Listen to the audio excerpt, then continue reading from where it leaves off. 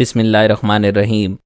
السلام علیکم محترم ناظرین و سامعین، آپ سن رہے ہیں شہرائے آفاق ناول میں ایک جاسوس تھا، جس کے مصنف ہیں محترم طارق اسماعیل ساگر صاحب اور میں ہوں ڈاکٹر محمد انیب سلیمی۔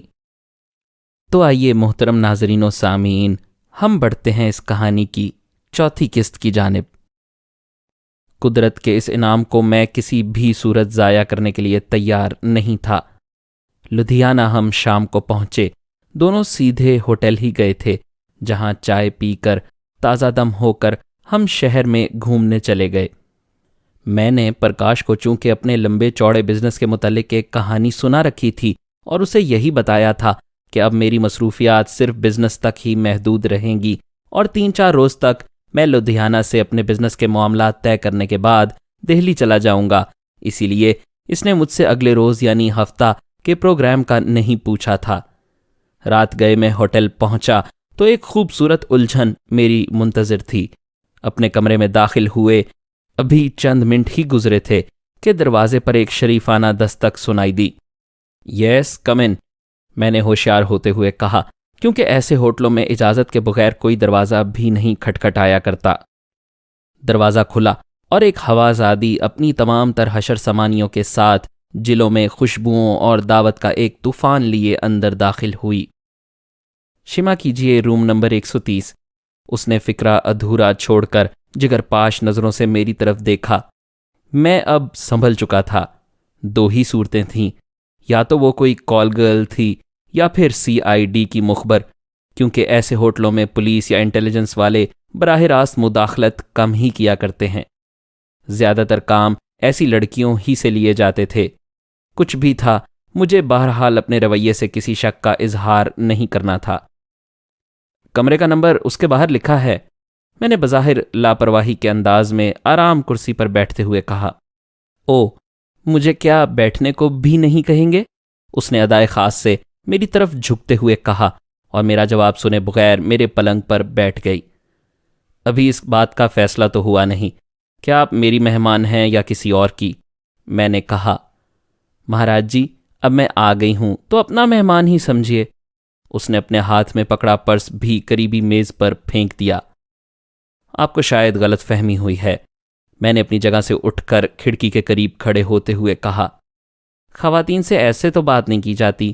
اس نے اٹھ کر میرے قریب آنا چاہا۔ جان بچانی خاصی مشکل تھی، میرا منفی رویہ بھی الجھن کا باعث بن سکتا تھا۔ میں بھارتی معاشرے کا نئے دور کا نوجوان تھا، مجھے بہرحال اپنے آپ کو اس ماحول میں رنگنا تھا، ورنہ کچھ بھی ممکن تھا، لیکن میرے مقصد اور مشن کی عظمت میرے راستے میں حائل تھی۔ دیوی جی، آج کے لیے تو مجھے شما کیجیے، میں نے ایک دوست کو وقت دے رکھا ہے، کاش آپ سے پہلے۔ میں نے خود آگے بڑھ کر اس کے کندھوں پر ہاتھ رکھتے ہوئے کہا۔ ٹھیک ہے مہاراج جی، میں کسی کے دھندے کو خراب کیوں کروں، لیکن ہاں تمہاری ٹپ تو بہرحال ہے۔ میں نے 10 کے 2 نوٹ اس کے ہاتھ میں تھما دیے۔ Thank you for your visit, میں نے بڑے احترام سے دروازہ کھولتے ہوئے کہا اور اس کے جانے پر خدا کا شکر ادا کیا۔ صبح اٹھ کر میں نے دوبارہ ہوائی اڈے کا رخ کیا۔ میرا مشن ابھی نامکمل تھا اور جس نوعیت کی اطلاعات مجھے درکار تھیں ان کے لیے مجھے اکیلے ہی جانا تھا۔ ہفتے کی صبح ایک مرتبہ پھر میں ایک دیہاتی گھسیارے کے لباس میں ہوائی اڈے کی طرف جا رہا تھا۔ بس سے اڈے کے قریباً 2 میل پیچھے ہی اتر گیا تھا۔ یہ فاصلہ میں نے پیدل ہی طے کیا تھا۔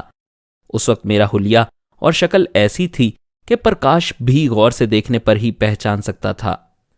میرے سر پر لگی بالوں کی وگ اور بڑی ہوئی شیو، ہاتھ میں پکڑی چارہ کاٹنے کی درانتی اور کھرپے کے ساتھ کندھے پر رکھی میلی کچیلی سی چادر اور تن پر میلے کپڑوں کی وجہ سے دیکھنے والا پہلی نظر ہی میں مجھے کوئی گھسیارا سمجھ کر نظر انداز کر سکتا تھا۔ بس کے سفر کے دوران میں آخری سیٹ پر ایک کونے میں، جہاں اکثر کوئی بدقسمت سواری ہی بیٹھا کرتی ہے، سمٹ گیا۔ اس کے باوجود سارے راستے مجھے بس میں سوار ہونے اور اترنے والوں کی غسیلی نظروں کا سامنا کرنا پڑا۔ ایک تو میری شکل ہی اچھوتوں والی تھی، پھر اچھوت بھی نچلے درجے کا۔ بھلا کوئی برہمن میرا بس میں سوار ہونا کیسے گوارا کر سکتا تھا؟ بس کا کنڈکٹر مجھے تمام راستہ گالیوں سے نوازتا آیا تھا۔ یہ بات اپنے بزرگوں سے سنی تھی کہ ہندو نیچ جاتی کے لوگوں کو انسانیت کے زمرے میں شمار نہیں کرتے، لیکن انسانوں سے انسانوں کا اتنا کربناک سلوک کہاں دیکھنے میں آتا ہے؟ ہندو معاشرے کے اس مکروہ ترین روپ کو دیکھنے کے بعد ان کے خلاف میری دلی نفرت دو چند ہو گئی۔ پنجاب کے اکثر علاقوں میں کچھ لوگ کھیتوں کے کنارے لگی گھاس کاٹ کر اسے قریبی منڈیوں میں یا پھر تانگے والوں کے ہاتھ فروخت کر کے گزر بسر کرتے تھے۔ میں اس وقت ایسے ہی لوگوں کی نمائندگی کر رہا تھا۔ ہوائی اڈے کے گارڈ روم کے سامنے سے جو سڑک کے کنارے کچھ فاصلے پر بنا ہوا تھا، گزر کر میں کچھ آگے نکل آیا۔ میری بے چین نظریں گارڈ روم کے ارد گرد پھیلے انڈین ایریا کا احاطہ کیے ہوئے تھیں۔ ہوائی اڈے کے ارد گرد ویسے تو چاروں طرف اینٹی ایئر کرافٹ گنیں نصب تھیں، لیکن ایک جگہ خصوصی طور پر کچھ نئے قسم کا اسلحہ دیکھ کر میں نے وہیں ڈیرے ڈال دیے اور ایک یونٹ کے نزدیک کچھ فاصلے پر بنے کھیتوں کے کنارے لگی گھاس کاٹنا شروع کر دی۔ گھاس کاٹنے کا عمل صرف میرے ہاتھ انجام دے رہے تھے، میرا ذہن اور آنکھیں مکمل یکسوئی کے ساتھ اسی طرف لگی ہوئی تھیں۔ وہ سرد جنگ کا دور تھا۔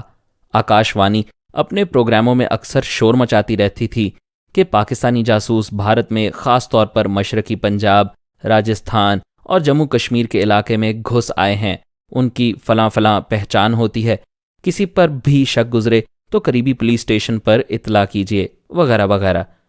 اب صورتحال کچھ ایسی بنی تھی کہ ان تمام علاقوں میں خاص طور پر سرحدی اضلاع اور دفاع سے متعلق علاقوں میں لوگ خواہ چکنے ہو گئے تھے۔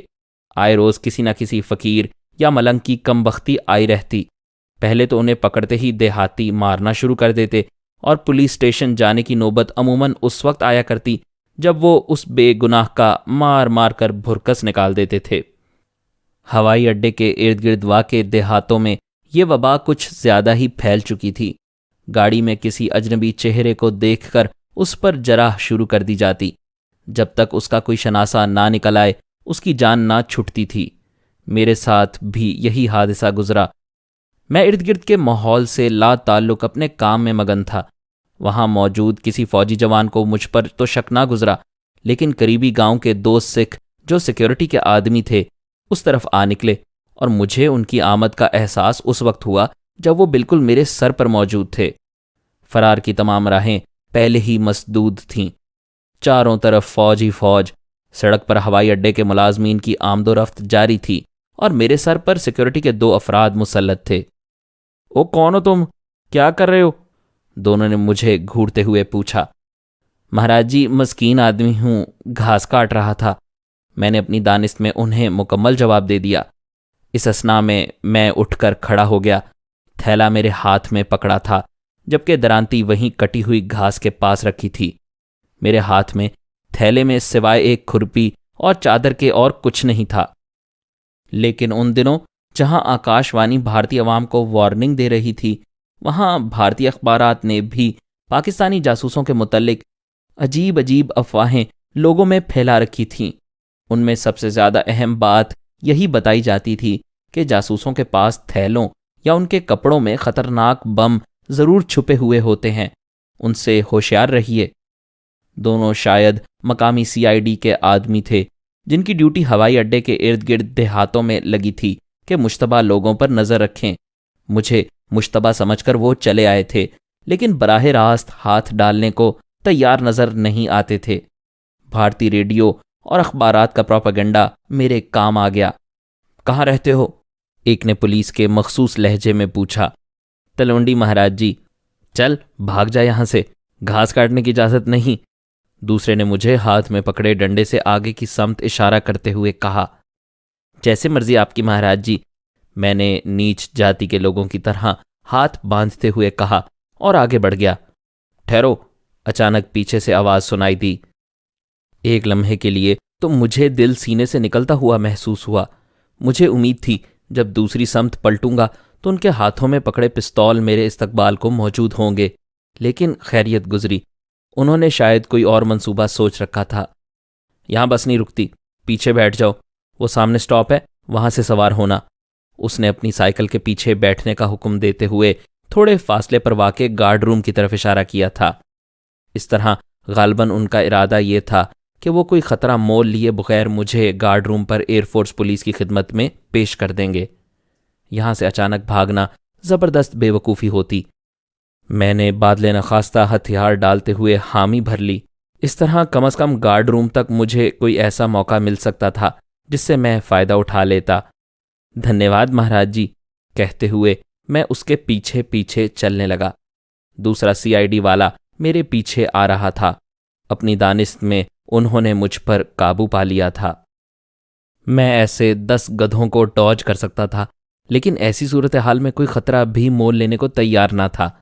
معجزہ کسے کہتے ہیں، اس کا اندازہ مجھے اس روز ہوا۔ لدھیانے کی طرف سے رائے کوٹ کو جانے والی بس آ رہی تھی۔ جب ہم بمشکل سڑک کے قریب پہنچے ہی تھے، میں نے اللہ کا نام لیا اور اسے رکنے کا اشارہ کر دیا۔ بس ڈرائیور نے بھی بریک لگا دی۔ غالباً اس نے 3 سواریوں کا لالچ کیا تھا۔ جیسے ہی بس رکی، میں لپک کر اس میں سوار ہوا۔ یہ عمل کچھ اتنا اچانک اور تیزی کے ساتھ ہوا کہ دونوں CID والے بھونچائے رہ گئے اور انہیں ہوش اس وقت آیا جب بس نے رفتار پکڑ لی۔ مجھے حسب توقع سب سے پچھلی سیٹ پر ہی جگہ ملی تھی۔ میں نے چلتی بس کے پچھلے شیشے سے نظریں باہر دوڑائیں۔ دونوں بڑی تیزی کے ساتھ اپنی سائیکلیں پھینک کر گارڈ روم کی طرف بھاگتے چلے جا رہے تھے۔ یہ بڑا حساس ایریا تھا۔ سیکیورٹی کا جال چاروں طرف بچھا ہوا تھا۔ اگر وہ دونوں گارڈ روم پر رپورٹ کر دیتے تو وائرلیس پر اگلی کسی بھی پوسٹ پر اطلاع پہنچانا چند سیکنڈ کی بات تھی۔ اس کے بعد میرا اس لاری میں موجود رہتے ہوئے بچ نکلنا ناممکن تھا۔ ایک ایک لمحہ قیمتی تھا۔ مجھے چند سیکنڈ کے اندر ہی کوئی فیصلہ کرنا تھا۔ پھر میں فوراً ایک نتیجے پر پہنچ گیا۔ کنڈکٹر میری طرف آ رہا تھا۔ کہاں جائے گا؟ اس نے کراہت آمیز نظروں سے مجھے گھورا۔ غالباً مجھے بس پر سوار کر کے وہ پچھتا رہا تھا۔ رائے کوٹ لالا جی، نکال 2 روپے۔ 1 روپیہ لے لیں لالا جی، غریب آدمی ہوں، میں نے گھگھیاتے ہوئے کہا۔ ابے تیرے غریب کی ایسی کی تیسی، اس نے مجھے گالیاں بکنی شروع کر دیں۔ بس اسی اثناء میں وہاں سے 5-4 میل کے فاصلے پر مومن پور کے نزدیک پہنچ چکی تھی۔ ڈرائیور نے حسب سابق بریک پر پاؤں رکھا اور کنڈکٹر نے مجھے دھکا دیتے ہوئے نیچے گرا دیا۔ میں بمشکل سنبھل پایا۔ غصے کے مارے میرا خون کھول اٹھا، لیکن دوسرے ہی لمحے مجھے اپنی حیثیت کا احساس ہو گیا۔ میں بھارت کا ایک نیچ اچھوت تھا جس کے لیے ہندو معاشرے میں کوئی جگہ نہیں۔ سب کچھ میری توقع کے عین مطابق ہوا تھا۔ میں فوراً سڑک کے دوسرے کنارے پر پہنچا۔ بمشکل 2 منٹ ہی گزرے تھے جب میں نے جیپ کو انتہائی تیز رفتاری سے اس بس کے تعاقب میں جاتے دیکھا۔ میں بڑی پھرتی سے بڑے سے درخت کی اوٹ میں چھپ گیا تھا۔ دونوں میں سے ایک گدھا بھی جیپ کے ڈرائیور کے ساتھ بیٹھا تھا اور پچھلی نشست پر ایئر فورس پولیس کے مسلح جوانوں نے قبضہ جمائے رکھا تھا۔ جیپ کے گزرتے ہی ایک بس آتی دکھائی دی اور چند منٹ کے بعد ہی میں لدھیانہ کی طرف واپس عازم سفر تھا۔ اس مصیبت کے ٹل جانے پر دل ہی دل میں شکر بجا لایا۔ بلواڑہ سے کافی دور ایک سٹاپ پر میں اتر گیا۔ یہاں سے ایک ٹیمپو کے ذریعے میں ایک دوسرے علاقے کی طرف جا نکلا۔ یہ ایک چھوٹا سا قصبہ تھا، لیکن میرے لیے بہت بڑا اور مضبوط قلعہ۔ اب کم از کم میری حالت اس قابل ضرور تھی کہ بھارتی سیکولر معاشرے میں بھی بس کی سیٹ پر بیٹھنے کی اجازت مل جاتی۔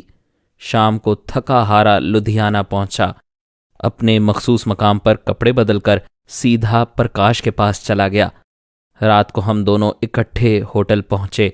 پرکاش میرا بہترین کور تھا اور ایسے غیر یقینی حالات میں جبکہ قدم قدم پر خطرات منہ کھولے کھڑے تھے، اس کی مدد حاصل کرنا اور بھی ضروری ہو گیا تھا۔ میں نے پرکاش سے بڑے گہرے تعلقات استوار کر لیے تھے اور چند دنوں کی دوستی ہی میں وہ مرحلہ آ گیا تھا جب پرکاش میری غیر موجودگی کو محسوس کرنے لگتا۔ میرے ذہن نے پرکاش سے متعلق ایک شاندار منصوبہ ترتیب دے لیا تھا اور اب میں اسی پر عمل کرنے جا رہا تھا۔ دل ہی دل میں کئی مرتبہ میں نے اس منصوبے کا جائزہ لیا، اس کی تمام جزیات پر نظر ڈالی اور اللہ پر ڈوری پھینک کر مطمئن ہو بیٹھا۔ اپنے منصوبے پر کام کا آغاز تو میں نے اس سے ملاقات کے ساتھ ہی کر دیا تھا، لیکن اصل مرحلہ اب آیا تھا۔ میں نے شام ہی سے ایسی رونی صورت بنا رکھی تھی اور اس کی باتوں کے جواب میں اس طرح ہوں ہاں کر رہا تھا کہ اس کا شک میں مبتلا ہونا ضروری ہو گیا تھا۔ کیا بات ہے؟ اس نے کمرے میں رات کا کھانا کھاتے مجھ سے پوچھا۔ کچھ نہیں، ایسی تو کوئی بات نہیں، بس یوں ہی۔ میں نے خواہ سسپینس پیدا کرتے ہوئے کہا، کیا یوں ہی؟ سیدھی طرح بات بتاؤ ورنہ۔ اس نے چمچ پلیٹ میں رکھ دیا اور کھانے سے الگ ہو کر بیٹھ گیا۔ یار کچھ نہیں، تم کھانا تو کھاؤ، سوال ہی نہیں پیدا ہوتا۔ جب تک بات نہیں بتاؤ گے میں نہیں کھاؤں گا، اس نے بچوں کی طرح ضد کرتے ہوئے کہا۔ اچھا یار، کھانا شروع کرو پھر بتاتا ہوں۔ تمہیں نہیں بتاؤں گا تو اور کسے بتاؤں گا؟ میں نے غمناک لہجے کی اتنی شاندار ایکٹنگ کی کہ خود کو داد دینے کا جی چاہا۔ میری گفتگو کے انداز نے غالباً پرکاش کو معاملے کی سنگینی کا احساس دلا دیا تھا، جو وہ چپ ہو رہا۔ کھانا ختم ہونے تک ہم نے کوئی گفتگو نہ کی۔ کھانا بھی دونوں نے بڑی بددلی سے کھایا تھا۔ پرکاش، میری زندگی کا ایک حصہ سفر کی نظر ہو چکا ہے۔ سینکڑوں لوگ ملے، اچھے بھی برے بھی، لیکن نہ جانے تم میں کیا بات نظر آئی ہے کہ… میں نے کافی بناتے ہوئے گفتگو کے لیے تمہید باندھی۔ قریباً 1 گھنٹے کے بعد پرکاش مجھ پر مر مٹنے کے لیے تیار تھا۔ میری دردناک داستان نے اسے دوران گفتگو ایک مرتبہ رلا بھی دیا تھا۔ میری ماں بچپن میں فوت ہو گئی تھی۔ باپ نے دوسری شادی کر لی۔ ستیلی ماں نے بے پناہ ظلم ڈھائے۔ آج تک اسی لیے گھر سے بندھا رہا کہ ایک سگی بہن بھی تھی۔ پچھلے ماہ وہ بھی مر گئی۔ اسی نے اصل میں مرتے وقت مجھ سے وچن لیا تھا کہ میں کبھی شراب نہیں پیوں گا۔ اب میرے لیے میرے باپ کے گھر میں کیا رہ گیا ہے؟ وغیرہ وغیرہ۔ اس کہانی کا پرکاش کے لیے سب سے بہترین حصہ میری دانست میں وہ تھا جہاں اس کے علم میں یہ بات آئی تھی کہ میں نے چوری چھپے 25-30 ہزار روپیہ اس برے وقت کے لیے جمع کر رکھا تھا، اور اب میں چاہتا ہوں کہ کسی فیملی کا رکن بن کر لدھیانے میں کوئی چھوٹا سا کاروبار شروع کروں، اور میری نظر انتخاب اس پر ٹھہری ہے۔ برے بھلے لوگ ہر معاشرے میں موجود ہوتے ہیں۔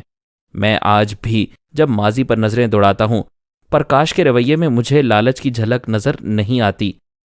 اس نے مجھے اس لیے نہیں اپنایا تھا کہ مجھ جیسا دھنوان دھرم ویر مل جانے سے اس کی کایا پلٹ جائے گی۔ کسی حد تک ممکن ہے اس فیصلے کے پیچھے یہ جذبہ بھی کار فرما ہو، لیکن انسانی ہمدردی کے جراثیم اس میں کچھ زیادہ ہی پائے جاتے تھے۔ پرکاش میرا اور کوئی بھائی نہیں ہے، بھگوان نے مجھے بھائی دے دیا۔ وہ شدت جذبات سے بے قابو ہو کر مجھ سے بغل گیر ہو گیا۔ میری خواہش پر وہ رات میرے پاس ہی ٹھہر گیا۔ ابھی رات کے 10 ہی بجے تھے جب دروازے پر وہی مانوس دستک سنائی دی۔ پرکاش کو میں نے لیٹے رہنے کو کہا اور خود دروازہ کھول کر باہر آ گیا، جہاں کل والی شریمتی جی موجود تھیں۔ اس سے پہلے کہ اس کے منہ سے کوئی لفظ نکلے، میں نے انگلی منہ پر رکھ کر اسے چپ رہنے کا اشارہ کیا اور اسے حیران و پریشان پکڑ کر رات داری کے ایک کونے میں لے گیا۔ اپنی سالی قسمت ہی ایک دم پاکٹ ہے، میں نے ایک مخصوص طبقے کا لہجہ اپناتے ہوئے کہا۔ اب کیا ہو گیا مہاراج؟ اس نے میرے نزدیک سرکتے ہوئے پوچھا۔ سالہ؟ کیا مطلب؟ سالے کا مطلب سالہ ہی ہوتا ہے، اور کیا ہوگا؟ کمبخت، عین وقت پر آن مرا۔ سب چلے گا، اس نے توبہ شکن انگڑائی لیتے ہوئے کہا۔ وہ دماغ خراب ہے کیا؟ انہی کے طفیل تو اپنا دال دلیا چل رہا ہے، اس سے بھی چھٹی کرواؤ گی کیا؟ اس سے پہلے کہ وہ مزید کچھ کہے میں فوراً بولا، کل تک کے لیے آخری مرتبہ معافی ہاں، میں نے واپس مڑتے ہوئے کہا۔ اچھا، کل کوئی بہانہ نہیں چلے گا ہاں؟ میرا روم نمبر 101 ہے، وہاں چلے آؤ نا، اس نے جاتے جاتے مجھے بازو سے پکڑ کر جھٹکا دیا۔ اچھا اب رام رام، میں نے خوفزدہ ہونے کی ایکٹنگ کی اور اسے آگے بڑھنے کا اشارہ کرتے ہوئے چل دیا۔ میرے کمرے کے قریب ایک بےہودہ اشارہ کر کے وہ آگے بڑھ گئی اور میں اپنے کمرے میں داخل ہو گیا۔ کیا بات تھی بھیا؟ کون تھا؟ پرکاش نے پریشانی سے پوچھا۔ تھی یار ایک بلا، بڑی مشکل سے جان چھڑائی، کم وقت جان کو آ گئی تھی۔ اوہو، وہ بات سمجھتے ہوئے مسکرا دیا۔ ہیپی ہوم میں وہ میری آخری رات تھی۔ صبح اٹھ کر میں اپنے والد سے حساب بے باک کرنے اور اپنا پیسہ نکلوانے کے لیے اپنے شہر کو چل دیا اور پرکاش اپنے کام پر چلا گیا۔ میں نے 3 روز کے بعد واپس آنے کا وعدہ کر لیا تھا۔ ہماری ویڈیوز کو لائک اور شیئر کیجیے، کمنٹ سیکشن میں ہمیں اپنی رائے سے آگاہ کرتے رہیے۔ چینل کا سبسکرائبر بن کر بیل آئیکن دبائیں تاکہ آپ کو ہمارے نئے اپلوڈز کے متعلق نوٹیفیکیشنز ملتی رہیں۔